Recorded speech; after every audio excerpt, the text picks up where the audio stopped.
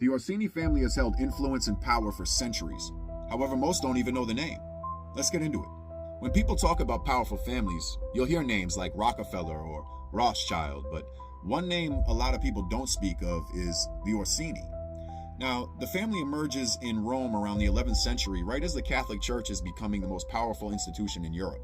And by the 1200s, the Orsini weren't just nobles, they were church royalty, or what history today calls black nobility. Take Giovanni Gaetano Orsini, who became Pope Nicholas III in 1277. His papacy is openly documented as one of the most nepotistic in Vatican history. He appointed relatives to key positions, consolidated land, and actually strengthened his family's control over Rome and the Papal States. Across centuries, the Orsini have produced 5 popes and at least 34 cardinals, which matters because cardinals are the ones who elect the popes.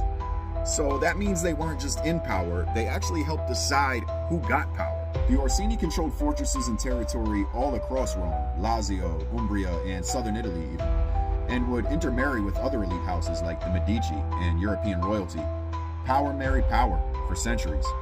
In modern times, the Orsini are often named among what people call the 13 bloodlines, 13 different lineages that have held power for thousands and thousands of years. Empires fell, revolutions happened, governments reset. They didn't. The Orsini and Colonna were leaders of opposing political parties. The Orsini supported the Pope's authority, and the Colonna favored the Holy Roman Emperor.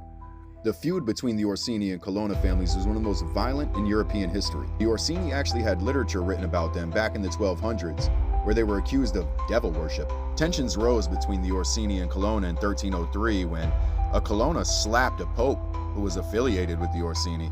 The feud ended after nearly 300 years with the Pax Romana in 1511. Then roughly 60 years later, Pope Sixtus V arranged for the heads of both families to marry 2 of his nieces. Power marries power. Next, let's talk about the feud between the Orsini and the Borgia. Yes, that Borgia, the likeness of Jesus Christ. He was actually an insane maniac. Cesare Borgia was the most ambitious of the illegitimate children of Cardinal Rodrigo Borgia, who also became Pope Alexander VI, and the Orsini, who were major landholders, opposed the expansion of Pope Alexander VI. In 1496, Caesar destroyed the Orsini-controlled Viano Castle. The famous example of Machiavellian tactics, Caesar would invite them to Sinigalla in 1502, and upon arrival, he would actually have them arrested, and later have them executed. Yes, Cesare Borgia was friends with the Machiavelli. Despite the setbacks, the Orsini would finally have Caesar arrested after the suspicious death of Pope Alexander VI. Before the Orsini rise in the papacy, Jews were mostly segregated, confined to neighborhoods along the Tiber River, restricted